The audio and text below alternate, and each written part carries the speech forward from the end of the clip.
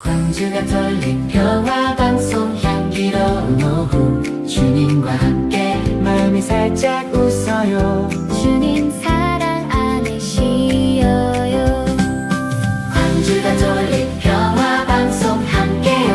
향기로운 오후 주님과 함께 오늘도 희망 노래해 당신 곁에 머물러요.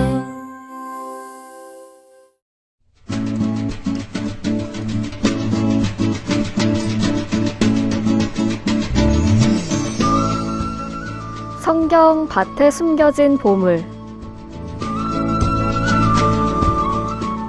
이 코너는 다가오는 주일 전까지의 한 주간 미사의 복음과 독서를 복습하는 시간으로 가톨릭 신자들과 성경에 관한 궁금증과 그 안에 담긴 의미를 함께 이야기 나눠보는 시간인데요. 성경밭에 숨겨진 보물을 이끌어주고 계신 분이죠. 레지오 마리의 기념관 관장 최종훈 토마스 신부님과 함께합니다. 신부님 어서 오세요. 안녕하십니까, 최정훈 토마스 신부입니다. 네, 신부님 2주 만에 뵙습니다. 그동안 그러네요. 네. 네. 어떻게 지내셨나요? 잘 지냈고요. 네. 지금 좀 한가해. 이제 저희 신학교가 저번 주에 방학을 했거든요. 기말고사 보고.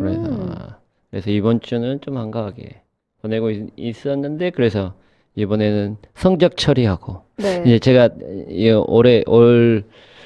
이번 학기부터 이제 신학교에서 이제 출강하면서 이제 처음으로 이제 이렇게 누군가를 평가하잖아요. 네. 평가하는데 이제 또 우리가 다 나름대로 우리가 살면서 누군가를 평가하잖아요. 안 한다고 하면서도 우리가 나름대로 하는데 이렇게 두루뭉실하게 평가를 하는 게 아니라 네. 이제 우리 신학생들한테는 이렇게 디테일하게 굉장히 세밀하게 수치로 이렇게 성적을 줘야 되잖아요. 네. 그게 쉽지 않더라고요. 그러니까 제가 이제 잘 모르기도 하고, 네. 그다음에 이제 딱 레포트나 아니면 이제 그 시험 답안지 이렇게 보면서 이제 그것들 읽어나가면서 이 학사님의 생각은 뭘까? 아니면 또 내 생각하고 이거는 왜 이렇게 썼을까? 아니면 이런 식으로 썼으면 더 좋았을 것 같은데라는 이제 그런 생각들이 많이 드는데, 그거를 수치화한다는 게 네. 굉장히 애매하더라고요. 그래서 엄청 고민하면서 했는데요. 결론은 네. 나 때 이제 그때 나 때를 생각하게 되는 거야. 네. 내가 신학생 때 공부하고 시험지 받고 어떨 때는 기분 좋기도 하고 다행이라는 생각도 들기도 하고 이제 그때 그래서 이들에게 이 수치가 좀 실망이 안 됐으면 좋겠다라는 마음으로 그렇게 점수를 줘서 수요일 날 이제 그게 마감했거든요. 네. 네, 수요일까지 이제 보냈어야 해서 그래서 마감하면서 이제 그때는 이제 학생 때는 왜 이렇게 점수를 이거밖에 안 줬지라고 이제 막 교수 신부님들도 이제 막 이렇게 토로하고 막 했었는데, 네. 이제 입장이 바뀌게 되니까 그때 교수 신부님도 내 시험지를 보면서 이런 마음이셨겠구나 라는 생각이 들어서 아무튼 그랬습니다. 그래서 이게 진짜 누군가를 평가한다는 것 자체가 이게 굉장히 큰 의무감과 책임감이 있어야 되겠구나 라는 생각이 많이 들었습니다. 되게 수고스러운 일일 것 같아요. 그러니까 이제 이제 강의를 하고 수업을 하는 거는 별로 그렇게 수고롭지 않은데, 네. 이제 이게 또 마음이 쓰이더라고요. 아무튼 그렇습니다. 네. 그리고 요즘에 밤에 잠을 잘 못 잡니다. 왜요? 축구 보더라고요. 오늘도 오늘 이제 저는 이제 10시, 11시에 미사가 있어가지고 10시부터 고해성사 주고, 그 다음에 네. 이제 11시, 그 다음에 12시까지 하니까 딱 축구 시간이 딱 걸렸어요. 네. 오늘 멕시코 전 하는 거. 그래서 이제 보지는 못했는데, 이제 갔다 와가지고 미사 끝나고 나서 TV를 딱 트니까 1대0 끝났습니다 하고 끝나더라고요. 맞아요. 아쉽게 져서. 네. 아무튼. 요즘에는 새벽에 축구 보더라고. 네. 잠을 잘 못 잡니다. 그래도 그런 재미라도 있어야죠. 그러니까 네. 요즘 이제 또 기간이 길어져가지고 네. 다른 옛날 월드컵보다 그러면서 제가 이제 한국에 가장 재밌게 봤던 게 2002년 월드컵이거든요. 네. 기억 안 나시죠? 저 그때 몇 살이었는지도.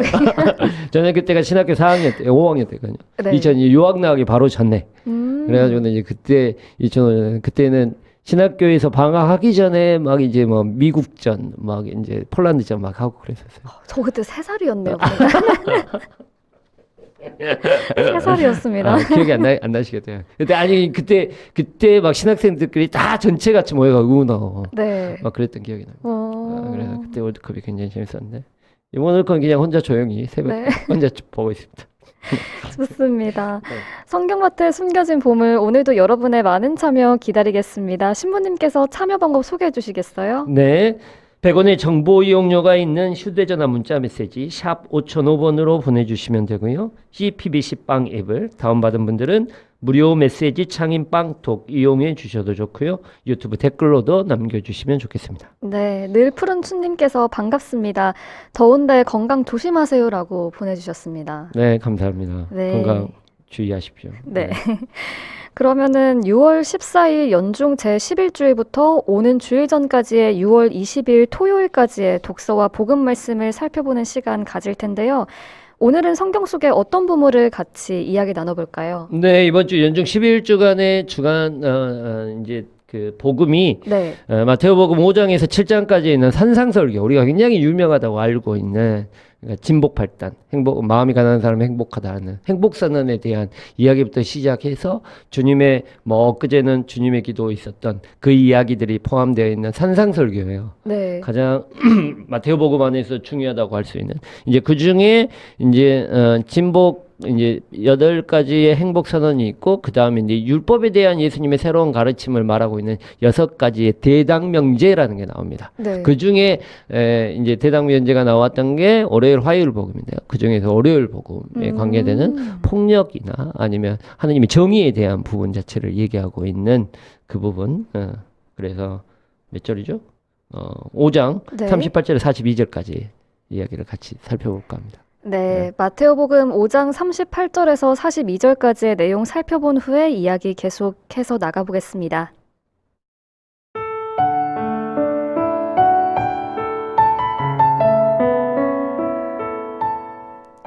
그때 예수님께서 제자들에게 말씀하셨다.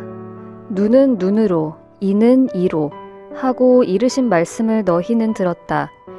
그러나 나는 너희에게 말한다. 악인에게 맞서지 마라.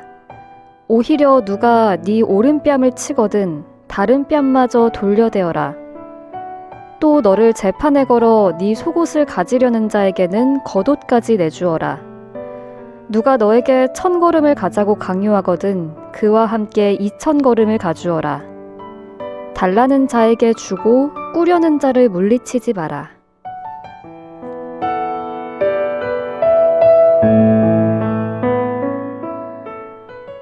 네, 여러분은 지금 성경 밭에 숨겨진 보물 레지오 마리의 기념관 관장이신 최종훈 토마스 신부님과 함께하고 계십니다. 신부님, 이 눈은 눈으로, 이는 이로 정말 유명한 성경 구절인데요. 생각보다 많은 사람들이 이 구절의 원래 뜻을 잘못 이해하고 있는 것 같습니다. 눈에는 눈, 이에는 이가 내가 당한 대로 갚아준다는 의미보다는 과도한 복수와 처벌을 금지하는 말이라고요? 뭐 이거는 이제 듣기에 따랐는데 이제 우리가 눈에는 눈, 이에는 이라는 이 말이 어떻게 보면 굉장히 뭐 복수나 아니면 그런 거죠. 근데 원래 이제 이게 동태복수법이라고 그러잖아요. 똑같은 행동을 하면 그만큼 그것들에 대한 것들을 이제 준다, 대박 준다. 네. 이제 이 말이 그 사람에게 합당한 몫을 돌려주는 거예요. 아. 이걸 어려운 말로 뭐라고 하면 정의라고 합니다. 네. 그에게 합당한 몫을. 그러니까 이 사람이 선한 일을 하면 상을 주고 네. 이 사람이 나쁜 일을 하면 벌을 주는. 그래서 우리가 이제 심판에게 하느님의 심판에 대한 개념이 정의라는 개념이죠. 네. 굉장히 중요한 거. 그래서 그 정의에 대한 부분 자체를 이야기하는 거죠. 눈에는 눈, 이에는 이. 그러니까 그 사람에게 합당한 몫을 그에게 돌려주는 것. 그래서 하느님의 정의. 그러니까 율법 안에서 이제 그게 굉장히 잘 나와 있는 거예요. 하느님의 정의로움. 그래서 네가 여기에서 보상받지 못하는 것들은 하느님께서 네가 그래서 우리가 이제 사대교리 안에서 그러잖아요. 네가 선한 일을 하면 상을 받고 네. 악한 일을 하면 벌을 받는다. 이게 이제 눈에는 눈, 이에는 이라는 이의 기본적인 바탕이 되는 거죠. 하느님의 네. 정의에 대한. 그런데 예수님께서는 그 정의에 대한 범위 자체를 그러니까 우리가 어떤 게 선이고 어떤 게 악이냐 라는 것이 있죠. 그러니까 우리가 여기에 살아가면서 여기 안에서 살아가고 있는 정의가 뭘까요? 그러니까 올바른 이거 행동? 아니 정의가 아니라 선하고 이게 여기에서 옳음과 그름이 있다고 합시다. 그러면 옳음이 선이고 네. 잘못된 게 악이라고 얘기해요. 네. 그럼 이 스튜디오 안에서도 옳음과 그름이 있을 거 아니에요. 네. 선과 악이 있을 거 아니에요. 선은 뭘까요? 남에게 선한 아니 행동을 여기 스튜디오 안에서 그냥 스튜디오 안에서 선이요? 그렇죠. 애매하죠. 네. 그러니까는 선이 말을 많이 하는 게 선일까요? 말을 조금 하는 게 선일까요? 그것도 애매하죠. 네. 그러니까는 아나운서님, 그러니까 가경 아나운서님의 생각의 기준과 옳음의 기준과 네. 나의 옳음의 기준이 다르다는 거예요. 네. 그러잖아요. 그러니까는 여기 안에서가 좋음이 뭘까? 그리고 여기 안에서의 나쁨이 뭘까라고 하면 나는 아무 말 안 하고 가만히 조용히 있는 게 좋음일 수 있어요. 이제 더 구체적으로 생각해볼까? 성화 안에 들어가서 미사를 하는데 막 즐겁게 미사를 하는 게 좋음일까요? 선일까요? 아니면 조용히 혼자 기도하면서 고요히 있는 게 선일까요? 정의할 수 없을 것 같아요. 그렇죠. 사람마다 각자가 다 다르다는 거예요. 이거 정의의 기준 자체가 다르다는 거예요. 네. 그러니까는 옳은 일을 한다라고 하면 그 옳음에 대한 기준 자체가 있어야 될 거 아니에요. 네. 그 기준 자체가 없다는 거예요.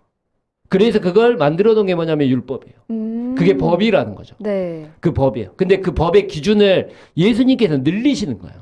그러니까는 그 전에는 똑같은 일을 하면, 그러니까는 네가 나한테 한 대를 때리면 한 대 때리면 내가 한 대를 때리는 게 정의라고 생각했어요. 맞아요. 근데 예수님의 그 기준은 이제 더 넓혀지는 거죠. 네. 한 대를 때리면 참는 게 정의라고 얘기하고 있는 거예요. 그러니까 기준 자체를. 그러니까 일반적으로. 그래서 일반 사회 안에서도 우리가 정의에 대해서 많이 부르잖아요. 요즘에 특히 네. 이게 정의로운 것이냐, 이 행동 자체가 정의로운 것이냐라고 얘기할 때는 그 사람에게 합당한 몫을 돌려주는 거예요. 네. 근데 그 기준 자체가 없잖아요. 그래서 우리는 법적 정의만 얘기하고 있어요. 저는 아쉬운 게 뭐냐면 법적 정의만을 얘기하다 보면 그 법적 정의에 대한 나머지 것들은 도덕적이고 아니면 양심 안에서 가지고 있는 기준들이나 아니면 도덕적이고 윤리적인 기준 자체는 더 뒤로 후퇴해버려요. 네. 우리는 법적인 정의는 최소한에 대한 것들을 뒤로 밀어놓은 거예요. 여기까지는 그냥 기본적으로 해야 돼.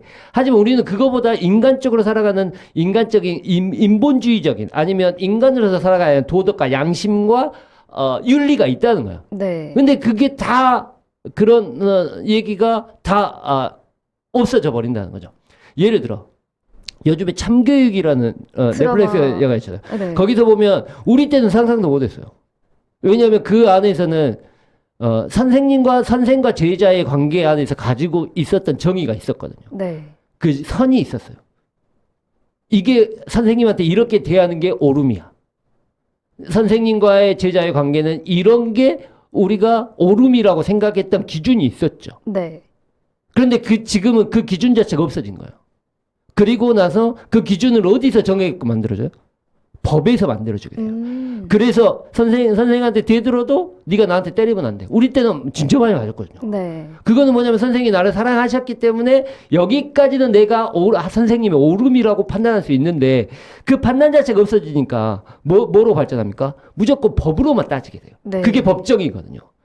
그렇게 되면 도덕과 윤리를 안 돼요. 이제 이게 인간적으로 가냐면 거기에서 한 발짝 더 나아가지고 여기서 말하는데 오른밤을 맞은데 오른밤을 댈 수 있어요? 못 되죠. 못 되죠. 이거는 인간보다 한 단계 더 성장한 예수님의 정의의 기준이라는 네. 거죠. 아. 그게 예수님이 그렇게 사셨으니까. 네. 예수님은 예수님에 대한 그런 자기를 죽이려고 하는 사람들에 대해서 기도하시고 그들을 용서하시고 하는 어떻게 보면. 근데 지금 우리가 살아가는 사람들은 어떤 윤리나 도덕 아니면 양심에 대한 그런 기준들도 후퇴해 있어요. 그러니까 사회 안에서 누구랑 섞이려고 하지 않죠. 누구랑 관계 맺으려고 하지 않죠. 네. 그래서 그 관계가 어그러지면 언제나 네가 옳으냐 내가 옳으냐를 판단하는 기준 자체가 그 전에는 서로의 관계 안에서 가지고 있는 인간적인 관계성이었지만 지금은 아주 친한 사람들 뭘로 따집니까? 무조건 법으로 따져. 네. 근데 그게 안타까워요. 근데 그리스도인들은 다 포함되어진 인간적인 어떤 양심이나 도덕이나 윤리의 법보다 한 단계 더 나와야 된다. 그게 오늘 얘기하고 있는 예수님의 그 정의의 기준입니다. 이 한 구절 안에서도 되게 배워가는 게 많은 것 같아요. 예, 배워야죠. 네. 내가 어떻게 살아가야 될 것인가. 그래서 그리스도인들에게 가지고 있는 정의의 기준은 네. 굉장히 타이트해요. 일반적으로 인간에게 요구하는 것보다 훨씬 더 어려운 것들 요구해요. 네. 그래서 어려운 거예요. 그러니까 여기에서 계속 나오잖아요. 인간적으로 생각할 때 내가 오른발을 맞으면 누구한테 왼발을 댈 수 있어? 이거는 어렵죠. 우리가 기본적으로 윤리나 도덕 안에서도 허락이 안 되는 거야. 네. 그런데 이 기준은. 근데 예수님께서는 그 기준을 얘기하는 거죠. 그것까지 오름일 수 있어. 이제 속옷을 주라고 하는데 겉옷까지 다 벗어요. 네. 500걸음을 걸어가는데 1000걸음을 걸어가죠. 그게 예수님의 정의의 기준이라는 거죠. 정의의 기준. 네. 그럼 이번 말씀은 예수님의 정의의 기준에 대한 것들이 쭉 그렇죠. 나오는 거네요. 이제 정의에 대한 기준들. 그러니까 여기에서는 하느님에 대한 오름을 설명하고 있는 하느님의 선. 하느님 안에서 오름이라는 설명하는 그것들을 이제 구약에서부터 율법학자나 바리사이들은 하느님이 오름을 어디까지 기준으로 정해 놓으셨냐. 그게 어디에 나왔냐. 그게 율법이다라고 얘기해요. 그래서 율법에서는 눈에는 눈, 이에는 이라고 구약에서 하느님이 정했는데 나는 이제 새로운 법을 너희에게 준다라고 네. 하면서 그 기준을 더 높이시는 거예요.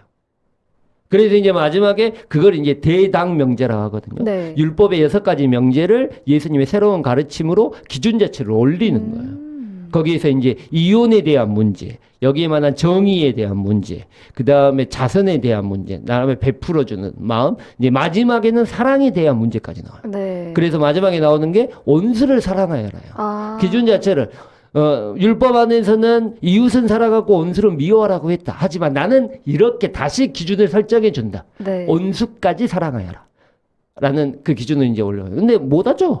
우리가 기준 자체를. 저희는 그렇게 살아가야 되는데. 그렇죠. 살아가야 되는데 이제 기준 자체. 그러니까 이제 저도 이제 강의 시간에 얘기했던 게 뭐냐면 우리가 그렇게 못 살아간다고 그것들을 마음속에 품지 않고 살아가면 우리들의 삶은 완전히 다른 동떨어진 곳으로 나아간다고 생각해요. 저는 이제 그런 마음이라고 생각합니다. 그래서 우리의 기준들을 좀 더 타이트하게 만들자라고 네. 하는 그런 메시지가 담겨 있지 않을까라는 생각을 해요.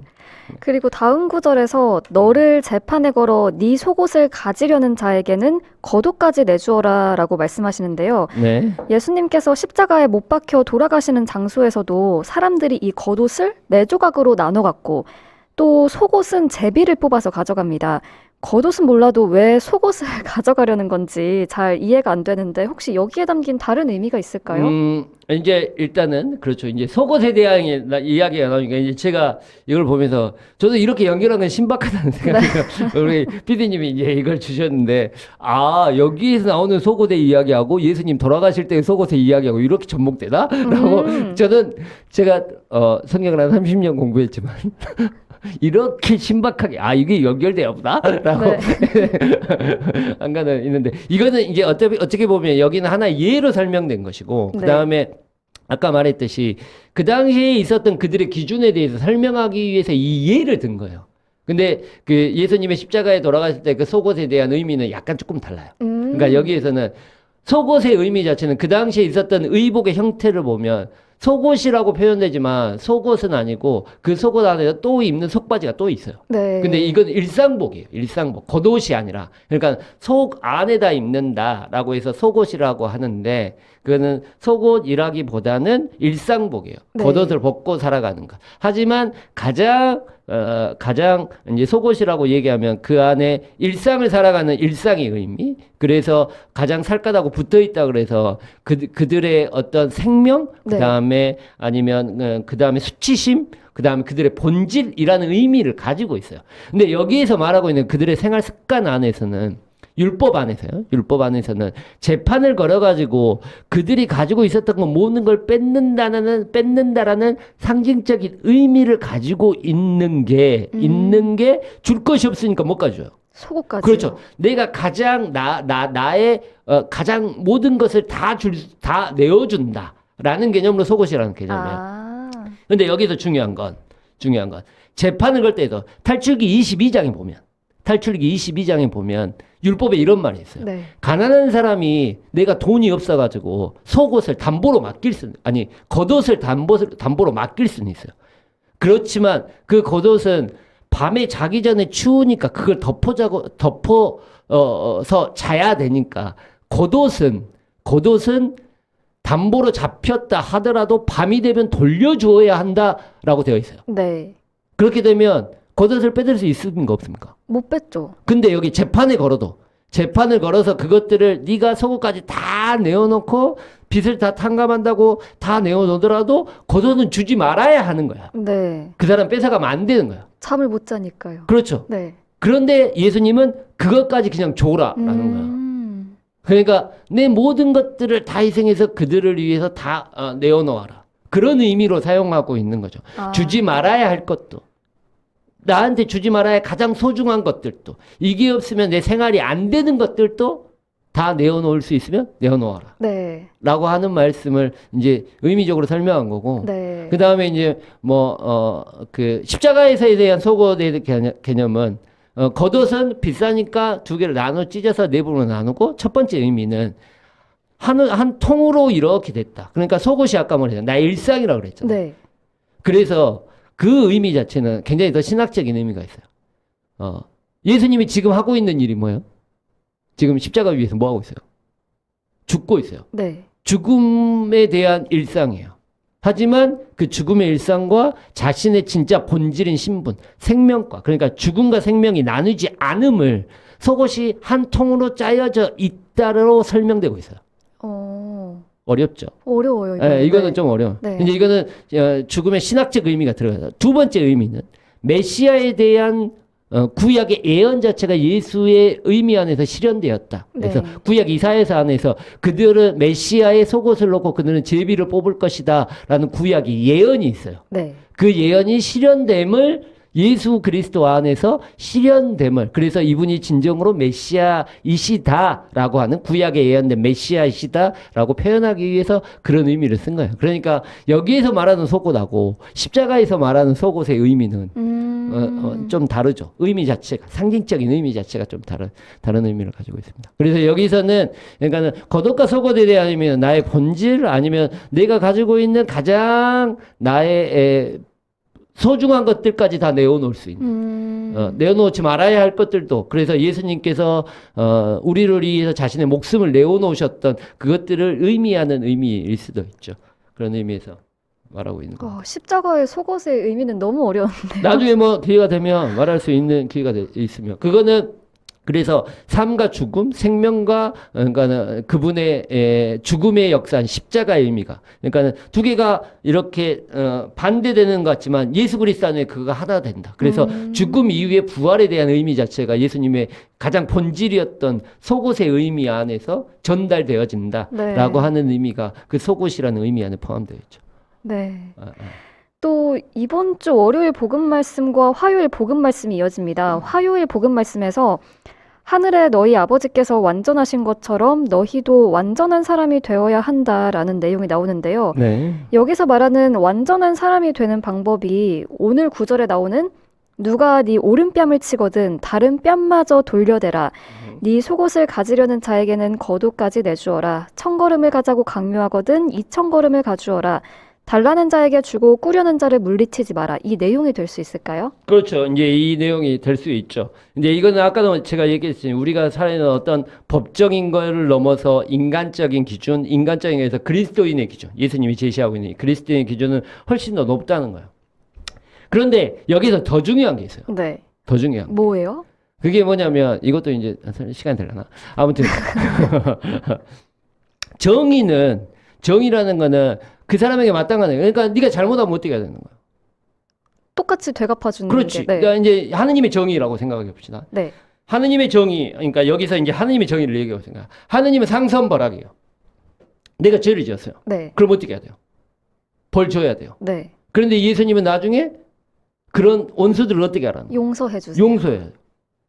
그러면 여기서 중요한 개념. 내가 이 사람이 죄를 지었는데 내가 용서해 주는 그 마음은 어떤 마음이에요?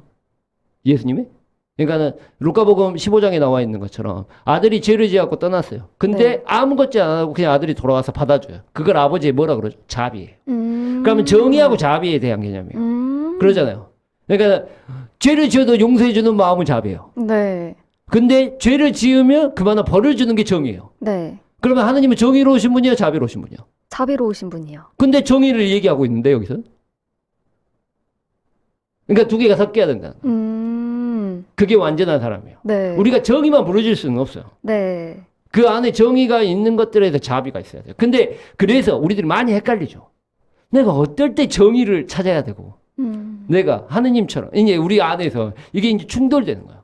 내가 이 사람이 죄를 지었으면 내가 용서해 줘야 돼? 아니면 나는 하느님의 정의를 얘기해야 돼? 하느님의 자비를 얘기해야 돼요? 자비를 얘기해야 되죠. 정의는 얘기 안 하고? 자비는 기본으로 하고, 정의를 기본으로 하고, 자비를 베풀면서 살아야 되지. 정의가 아닌가? 실현되지 않는데 자비가 이루어질까요? 정의가 실현되지 않는데 자비가 이루어진다? 예를 들어요. 그 예전에 제가 이거 설명하면서 시간이 없는데 내가 이거 설명하면서 들었던 밀양이라는 영화 보셨습니까? 저 못 봤습니다. 밀양이라는 영화를 꼭 보면 거기에서 정의와 자비에 대한 개념을 굉장히 잘 설명해요. 누구냐면 송광하고 전도연이하고 나온 네. 영화거든요. 이제 뭐 그 밀양을 보면 그 밀양에 보면 자기 딸인가 아들을 자기 자식을 유기를 하고 살인한 살인자가 있어요. 네. 그러니까 그 사람 용서가 안 돼요. 그래가지고 그 사람은 감옥에 잡혀가지고 감옥에 있고. 그래가지고 이 사람은 너무 힘들어가지고 자기가 살던 곳에 떠나가지고 어디 뭐 개신교 교회를 가요. 거기에서 이제 주인공이 개신교 목사로 나오거든. 그러니까 그들을 용서하십시오라고 계속해서 하느님의 자비에 대해서 얘기해요. 그러면 내 안에서 계속해서 자비로움을 얘기해요. 자비로움을 얘기해서 이 사람을 만나서 내가 용서해야 되겠다. 내 마음을 미움을 없애고 이 사람을 만나야 되겠다. 그래가지고 이제 그 사람은 교도소를 찾아가죠. 네. 그 살인자를 찾아가요. 살인자를 찾아가가지고 딱 만나가지고 용서하려고 하니까 이 사람은 이미 나는 하나님께 용서받았다고 너무 당당한 거야. 네. 용서 되겠습니까? 안 되죠. 안 되죠. 그러니까 미쳐버린 거야. 네. 그러면 하느님의 자비로움을 얘기하는데 하느님의 정의는 어디 간 거야? 두 개가 충돌한다는 거야. 네. 그럼 어떻게 해야 되는 걸까요? 우리가 이제 일명 예를 들어봅시다. 전두환 죽었어요. 5.18 희생자들이 있어요. 희생자들이 있고 거기에 대한 유가족들이 있어요. 네. 근데 끝까지 이 사람은 자기의 죄에 대해서 얘기를 하지 않아요. 네. 근데 우리는 하느님의 자비를 얘기해야 돼요. 그럼 용서해야 돼? 아니요. 그러네요. 충돌이 되네요. 그러잖아요. 네. 그러니까 완전한 것들이 뭔가에 대한 고민들이 있어요. 네. 시간 다 됐는데 결론은 얘기 안 하고 결론 얘기 안 하고 끝내버려야 되나? 그거 뭐냐면 만약에 생각해 봅시다. 그러면 이제 우리는 어떻게 살아야 하는 걸까요? 보세요. 네. 정의로움을 얘기한다는 건 내가 이 사람을 용서한다고 해가지고 이 사람이 죄를 진지 알아요. 죄를 진지 알아. 네. 이 사람이 죄를 졌어. 근데 내가 이 사람에서 나는 당신을 용서합니다. 근데 이 사람은 자기가 죄진지도 몰라요. 자기가 그러면 이 사람은 죽으면 어디 갈까요? 지옥 갔겠죠. 네. 하느님이 심판 받겠죠. 네. 그러면 이 사람은 끝까지 자기가 그 죄를 지었음을 몰라요. 그러면 이 사람은 구원에 대한 가능성이 있을까 없을까? 없죠. 없죠. 하느님께도 구원의 가능성이 없어요. 네. 그러면 나의 역할은 뭐예요? 이 사람이 구원받기 위해서 노력하는 게 정의예요. 네. 정의예요. 그러면 이 사람이 너는 죄인이야 하고 끊임없이 얘기해 줘야 돼요. 이 사람이 깨달을 때까지. 네. 그게 그런 부르짖음. 이 사람이 포기하지 않고 할 때까지. 그걸 분노하지 않고. 네. 나를 위해서가 아니라 내가 위로받기 위해서가 아니라 이 사람을 구원을 위해서. 이 원수의 구원을 위해서. 끊임없이 너는 잘못했어. 너 이렇게 살면 안 돼. 너 이렇게 하면. 그 정의를 끊임없이 부르짖어. 네. 그게 하느님의 자비로 가는 하나의 길이에요. 네. 만약에 내가 나는 용서해서 나 혼자 마음 편하려고 이 사람을 계속 미워하는 것들을 내가 안기 위해서 이 사람 이제 안 봐. 이 사람은 내 인생에서 이제 죄할 거야. 이제 밀어놓을 거야. 그러면 이 사람은 자기가 죄인지 모르면서 끝까지 살 거예요. 그거는 내가 이 사람을 구원하지 너는 나가서 구원받지 말아라라고 그냥 이렇게 떨어뜨린 거야. 정의를 가질 수 있도록 저희가 꾸준히 그렇죠. 부르짖어야 꾸준히 된다. 부르짖어요. 그 사람이 죄인임을. 네. 김미숙님께서 늘 바쁜 하루 보내시는 최종훈 토마스 신부님 건강하고 행복하시길 바랍니다. 감사합니다. 네, 강성경님께서 최종훈 신부님 안녕하세요. 성채신심 대피정 때 양원 신부님이 계신 서산동 성당에서 왔다며 악수를 청했던 신자인데 네, 기억납니다. 네. 기억나신다고 네, 합니다. 네, 기억납니다. 네, 성체를 통해 주님으로 말미암아 살아간다는 말씀이 오래 마음에 남았어요. 열정적인 강의에 큰 감동을 받았습니다. 늦었지만 감사드립니다. 아유, 감사드립니다. 아, 기억납니다. 네. 네, 기억납니다. 윤상경님께서 신부님 오늘도 열정적인 말씀 잘 듣겠습니다. 네, 감사합니다. 해주셨고요. 네, 또- 근무 중 이제 푸른 추, 늘 푸른 추님께서 근무 중 귀 쫑긋 감사히 듣네요라고. 근무 중에 들으시도 되나? 많으신 것 아, 같더라고요. 그래요? 네. 아, 그래요? 그래서 현희민님께서 쏙쏙 들어옵니다, 신부님이라고 보내주셨습니다. 네. 끝번호 4023님께서 복수라는 의미로 알았었는데 하느님의 정의, 선과 악이라는 뜻이 있다는 새로움을 알았습니다. 보내주셨습니다. 아쉽지만 오늘도 시간 관계상 여기까지 그러니까요. 해야 될 것 네. 같습니다. 네, 오늘 말이 너무 많아서 내가 잘못한 것 같아요. 아닙니다. 오늘도 네. 좋은 말씀 감사합니다, 신부님. 스튜디오의 정의는 말을 줄이는 거다. 네. 저희 곡으로는 17입니다가 부른 자비의 얼굴 남겨드리겠습니다.